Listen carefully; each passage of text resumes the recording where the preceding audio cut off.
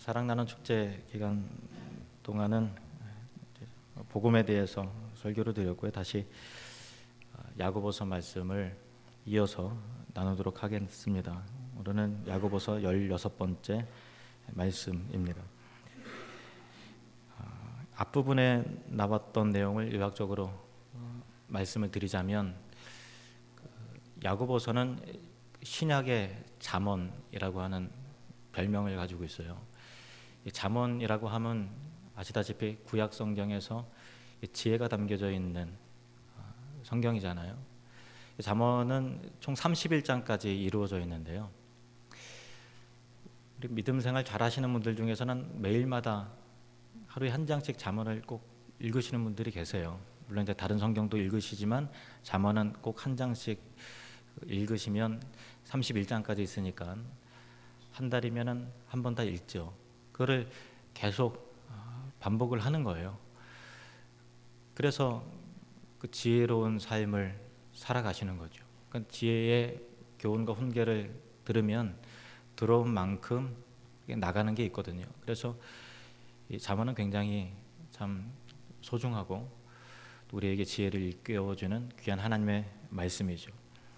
그런 면에서 보면 야고보서도 지혜의 교훈으로 가득 차 있기 때문에 그런 면에서 신약의 잠언이다라고 하는 그 별명을 가지고 있습니다.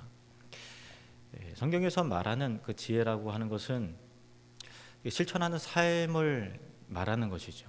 단순한 지식의 측면, 어떤 분야에 노하우가 있는, 남보다 좀 더 많이 아는 그런 것이 아니라 하나님 말씀대로 살아낼 수 있는 그 능력, 믿음대로 살아나는 능력, 그것이 바로 지혜죠. 그래서 이 야고보서는 그 믿음이라고 하는 것이, 물론 이제 믿음이 행함이 아니라 오직 하나님으로 은혜로 말미암아 구원을 받는 그 믿음, 그 믿음으로 말미암아 구원을 받지만, 하나님을 믿으면, 예수 그리스도를 믿으면 분명히 삶의 변화가 나타나죠. 그래서 행실을 통해서 구원받는 건 아니지만 믿는 자는 행실이 분명히 달라지는 그런 달라지게 돼 있습니다. 지난 사랑 나눔 축제 때 전한 메시지 여러분 기억하신가요? 밭에 감추인 보화. 마태복음 13장을 같이 한번 좀 보시겠습니다. 마태복음 13장 44절 말씀 우리 같이 읽겠습니다. 시작. 천국은 마치 밭에 감추인 보화와 같으니 사람이 이를 발견한 후 숨겨두고 기뻐하며 돌아가서 자기의 소유를 다 팔아 그 밭을 사느니라. 아멘. 믿음이라고 하는 것은 하나님 나라의 절대적인 가치를 발견하는 것하고 똑같아요.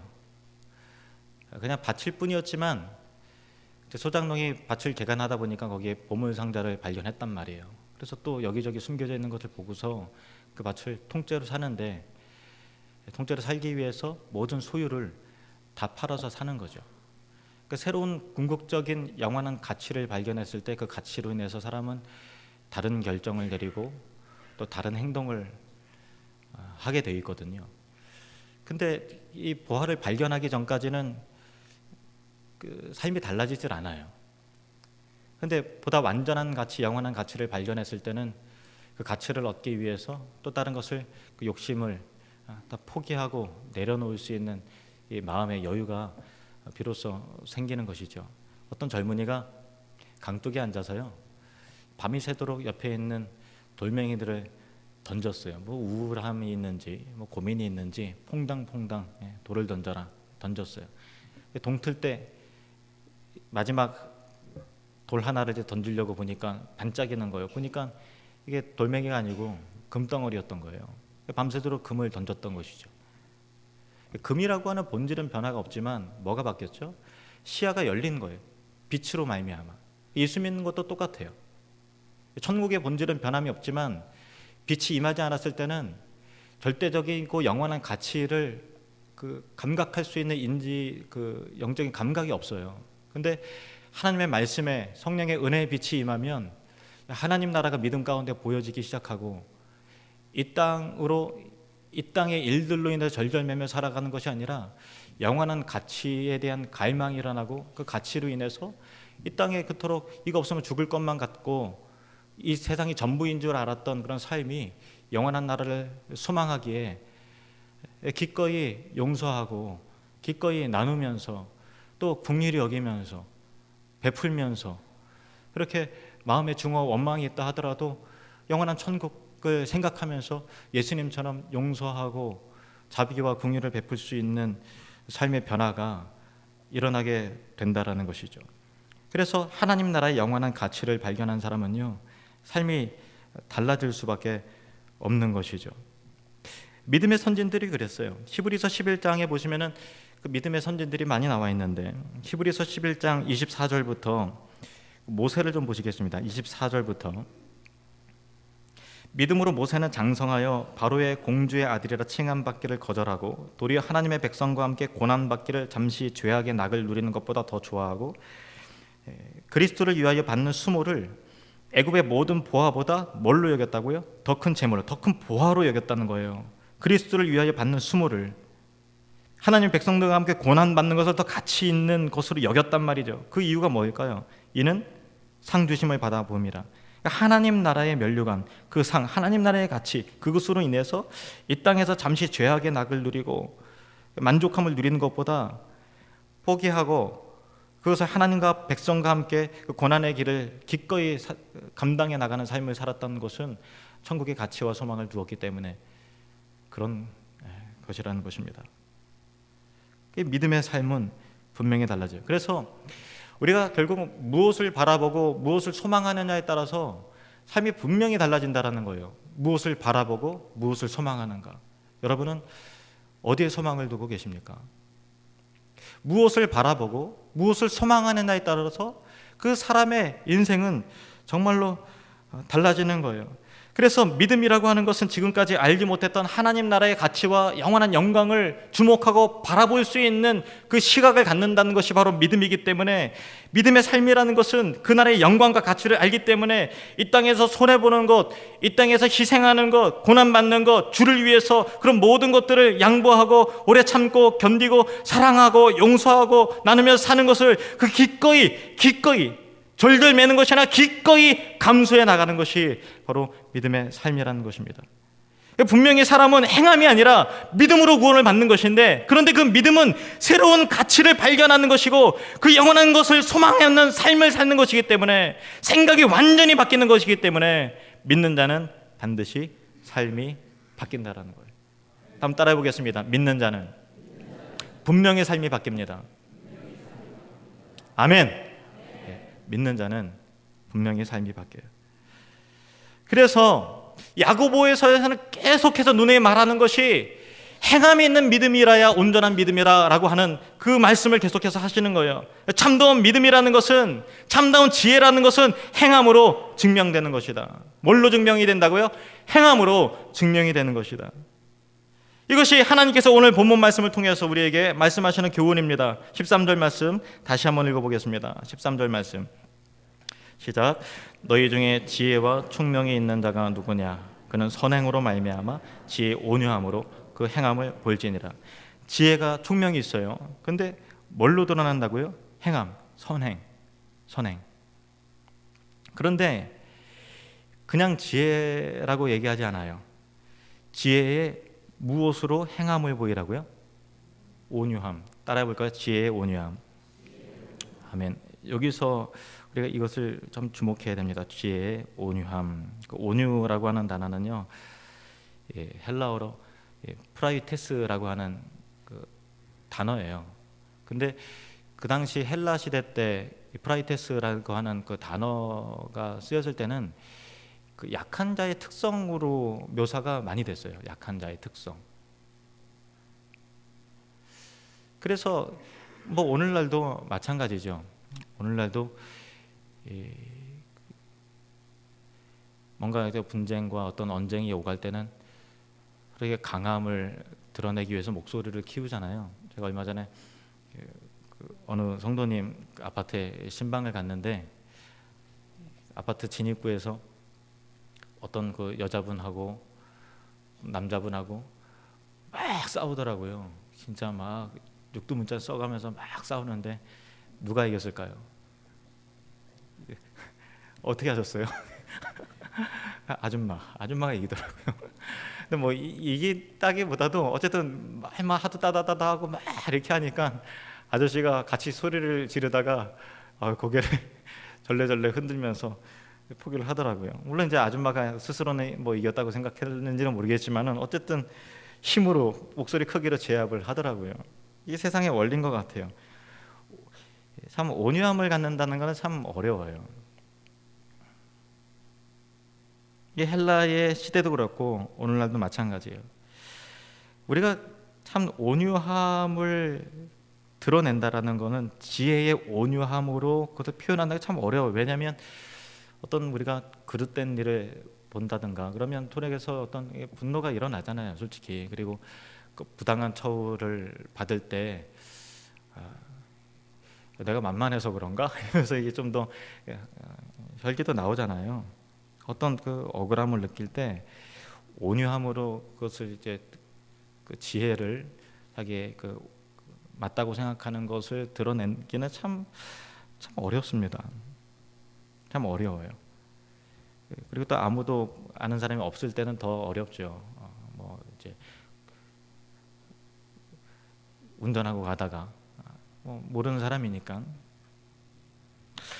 그럼에도 불구하고 그가 가지고 있는 그 믿음, 그가 가지고 있는 그 지혜가 정말 바른 것이라면은 온유함으로 증명이 되어야만 그것이 하나님으로부터 온 지혜지, 만약에 온유함으로 증명되는 것이 아니라 분노와 성냄으로 나의 옳음을 증명을 한다고 하면 그거는 하나님과 관계가 없는 그 지혜라고, 아무리 말은 옳고 내용은 다 맞아요. 그렇지만은 하나님으로부터 출발된 게 아니다라고 성경이 분명히 말하고 있다는 사실이에요. 14절부터 16절까지 한번 읽어볼까요? 뭐라고 말하는지. 14절부터 16절 같이 읽겠습니다. 시작. 그러나 너희 마음속에 독한 시기와 다툼이 있으면 자랑하지 말라.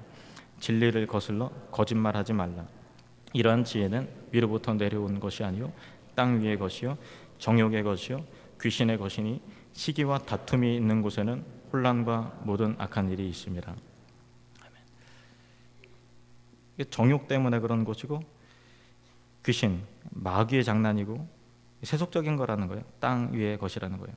본인 스스로는 이게 지혜라고 생각을 하지만 지혜를 펼쳤을 때 그것이 다툼이라는 결과가 나오고 분쟁이라고 하는 그런 것이 나오게 된다면 하나님의 성령의 역사가 아니라는 거예요. 그 말은 맞다 할지라도 우리가 어떤 뭐 공동체든 가정에서든 뭐 교회에서든 그 분쟁이 오갈 때 뭐 이제 어느 교회들 뭐 분쟁이 일어나고 뭐 그러는 경우 보잖아요. 그런데 가만히 들어보면 이 사람들 얘기 들으면은 그 일리가 있어요. 이렇게 화를 내는 고 하는 이유가 있는 것이고, 또 저쪽 편 이야기를 들으면 또 그 사람들 주장하는 바도 또 일리가 있어요.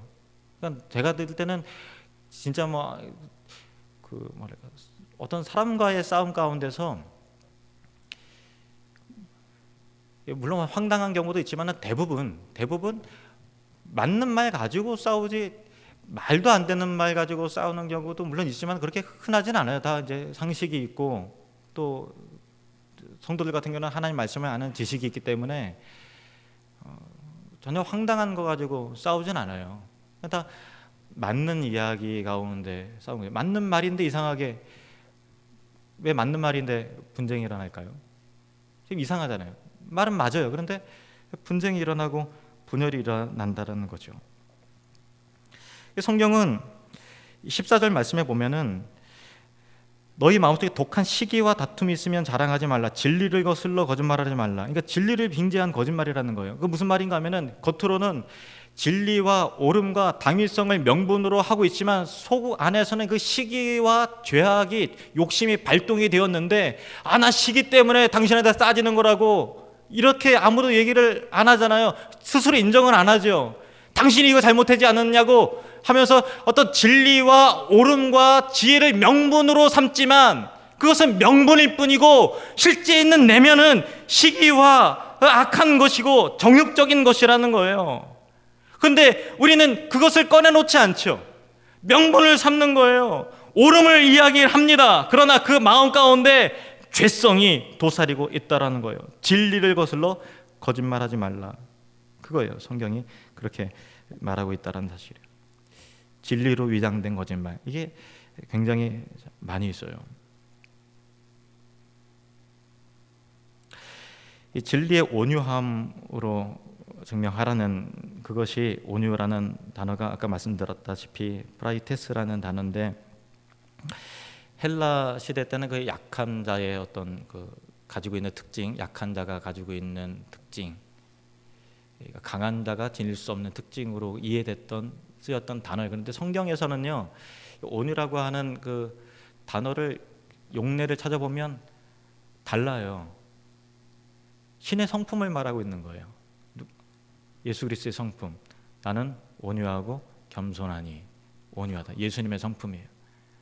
사람의 성품이 아닌 거죠. 헬라어 단어를 쓰긴 썼는데 사용 용례와 문맥이 이 세상 사람들이 약한 자가 갖고 있는 그 어떤 비굴하고 뭐 이게 괜히 뭐 당할까봐 움찔거리고 하는 그런 것이 아니고요, 하나님의 성품, 신의 성품으로 쓰인 단어라는 거예요.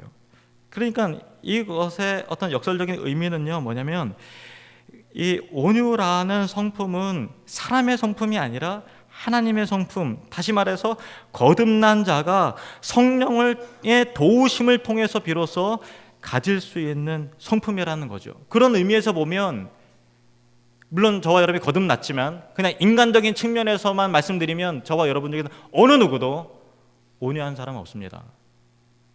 우리 옆 사람에게 양심 고백하시겠습니다. 나는 절대 온유한 사람이 아닙니다. 네. 진짜 그런 것 같죠? 당연히 아셨잖아요. 이 사람 절대 온유한 사람이 아닙니다. 우리는 그런 성품이 없어요. 자, 13절 말씀 보일까요? 13절 말씀 다시 한번 읽어보겠습니다. 시작. 너희 중에 지혜와 총명이 있는 자가 누구냐? 그는 선행으로 말미암아 지혜 온유함으로 그 행함을 보일지니라.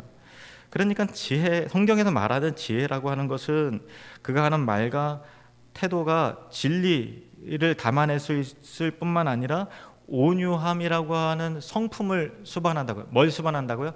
온유함의 성품을 수반한다. 온유함은 누구 것이라고요? 우리 거라고요? 예수님의 것이에요. 하나님의 거예요.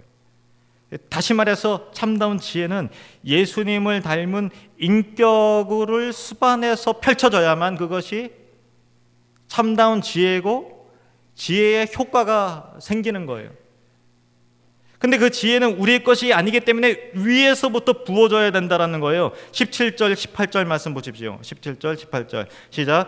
오직 위로부터 난 지혜는 첫째 성결하고 다음에 화평하고 관용하고 양순하며 긍휼과 선한 열매가 가득하고 편벽과 거짓이 없나니 화평하게 하는 자들은 화평으로 심어 의의 열매를 거두느니라. 아멘. 그 지혜가 위로부터, 하나님으로부터 부어져야 되는데 그 지혜의 특징이 뭐라고요?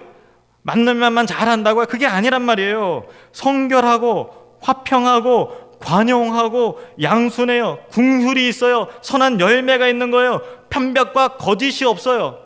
거짓이 없는 거예요. 화평하게 하는 자는 화평으로 의의 열매를 거두느니라. 그러니까 이 선한 성품은 우리 게 아니라 하나님의 은혜 가운데, 성령 가운데 부어져야만 비로소 예수의 성품을 닮아가는 거죠. 그 기름 부으심의 은혜가 저와 여러분의 충만하시기를 축원합니다. 성경이 분명히 말하고 있어요. 갈라디아서 5장 22절부터 보십시오. 갈라디아서 5장 22절 시작. 오직 성령의 열매는 사랑과 희락과 화평과 오래 참음과 자비와 양선과 충성과 온유와 절제니 이 같은 것을 금지할 법이 없느니라. 그리스도 예수의 사람들은 육체와 함께 그 정욕과 탐심을 십자가에 못 박았느니라. 아멘. 성령께서 맺게 해주셔야 맺어지는 열매, 사랑, 희락 굉장히 중요한 거예요. 기뻐하는 거예요. 여러분 삶 가운데 기쁨이 있으시기를 축원합니다. 화평, 오래 참음, 자비, 양선이라는 것은 착한 거예요. 착하다는 이야기를 듣는 거죠. 충성, 온유, 절제, 성령의 열매인 거죠. 그래서 그 지혜가 하나님으로부터 정말 온 것이라면은 말만 옳은 게 아니고 그 전달되는 태도에 온유함이 묻어나오고 겸손함이 묻어나오고 긍휼과 사랑과 자비와 오래 참음과 관용과 양순과 그런 것들이 드러날 수밖에 없다라는 것이죠. 근데 그러기가 쉽냐고요? 어렵잖아요. 그래서 우리 신앙생활 가운데 이 신앙의 훈련, 이 인격적인 성품적인 훈련을 계속해서 받아야 되는 거예요. 훈련 받아보셨죠? 우리 남자분들, 군대 갔다 오신 분들은 훈련을 다 받으셨을 거예요. 군대에서 유격 훈련을 받기 위해서는 유격 장소로 가잖아요. 그러면 유격 장소에, 유격 훈련소에 가면 뭐가 있어요? 뭐가 있죠? 유격 조교가 있습니다. 훈련을 시키는 조교들이 있어요. 조교가 있어야 훈련이 되는 거예요. 조교가 없는 훈련은 없어요. 조교가 훈련을 시키는 거죠. 그래서 우리 예수 믿는 사람 그 훈련을 외면하고 피하고 도피하려고 하면 안 돼요. 정면 돌파해야 돼요. 그 다툼이 있고 뭔가 마음이 불편한 그 현장을 지키고 있어야 되는 거예요. 가정을 지켜야 된단 말이에요. 교회를 지키고 여러분의 사회 구성원 가운데 인내로 지켜내야 되는 거예요. 깡통 차면 안 되는 거예요. 안 돼요. 그 훈련을 받아야 되는데 그 훈련 조교가 당연히 있는 거잖아요. 그 조교가 없는데 훈련이 없는 훈련이 어디 있어요? 때로는 남편이 조교가 돼서 열받게 하고 아내가 조교가 돼서 그냥 속을 뒤집어 놓고 자식이 조교가 되고 저도 조교가 돼서 그냥 여러분 열받으실 때 많으시잖아요. 그렇게 조교가 되고 등등 직장이면 직장에서 또 길거리에서도 마트에서도 등등 그런 일들이 늘 있는 것이죠. 우리 옆 사람에게 이렇게 정중히 인사드리겠습니다. 조교님 잘 부탁드립니다. 살살 훈련시켜 주시죠. 잘 부탁드립니다. 그 사명이 있는 사람을 미워하지 마세요. 그 배우의 하나님께서 하시는 일들이에요. 그 조교 미워하면 안 돼요. 그 조교 착출 내 갖고 자기가 이제 뭐 사랑과 그 베풀고 싶지 그런데 이제 위에서 조교 빡세게 굴리라 그러니까 이제 굴리는 거예요. 저는 우리 삶 가운데 그런 조교가 있는 거예요. 그거 외면하면 안 되죠. 18절 말씀 보실까요? 18절 말씀 또 주목해야 될 말씀이십니다. 같이 읽겠습니다. 시작. 화평하게 하는 자들은 화평으로 심어 의의 열매를 거두느니라. 화평하게 하는 자들이라는 것은요, 누구를 말하는 걸까요? 저와 여러분을 말하는 거예요. 신자된 자의 정체성이에요. 고린도후서 5장 18절 말씀 보실까요? 그가 그리스도로 말미암아 우리를 자기와 화목하게 하시고 또 우리에게 화목하게 하는 직분을 주셨으니 곧 하나님께서 그리스도 안에 계시사 세상을 자기와 화목하게 하시며 그들의 죄를 그들에게 돌리지 아니하시고 화목하게 하는 말씀을 우리에게 부탁하셨느니라. 그러니까 예수 믿는 자는 가치관대로 살잖아요. 그런데 그 은혜의 가치, 그리스도로 말미암아 하나님과 화목된, 화평하게 된 놀라운 그 사랑과 은혜의 가치가 우리에게 심겨진 거예요. 저와 여러분의 핵심 가치는 분열이 아니라 화평이잖아요. 화평의 가치가 있는 거죠. 그래서 화평케 하는 자는 저의 이름이고 또 여러분의 이름인 거예요. 우리 같이 한번 고백해 볼까요? 내 이름은 화평입니다. 어색하죠? 내 이름은 분쟁입니다. 이래야 맞는 것 같아요? 어색하죠? 내 이름은 분열입니다. 이상하잖아요. 내 이름은 화평입니다. 이게 신자된 자의 정체성이에요. 저와 여러분은 화평케 하는 자예요. 그런데 중요한 건 뭐냐면 잘 보세요. 화평으로 심어서 화평케 하는 자들은 화평으로 심어 의의 열매를 거두는 거예요. 우리는 생각하기를 의의 열매를 거두기 위해서는 의를 심어야 된다고 생각을 해요. 대부분 다 그렇습니다. 의를 거두기 위해서는 의를 심어야 된다고 생각해요. 물론 의를 심어야 돼요. 물론 의를 심어야 되는데 문제는 뭐냐면, 기억해야 될 게 뭐냐면, 우리에게 의의 열매를 온전히 맺을 수 있는 그 의로움의 씨앗이 우리에게 없다라는 게 문제인 거예요. 이게 문제예요.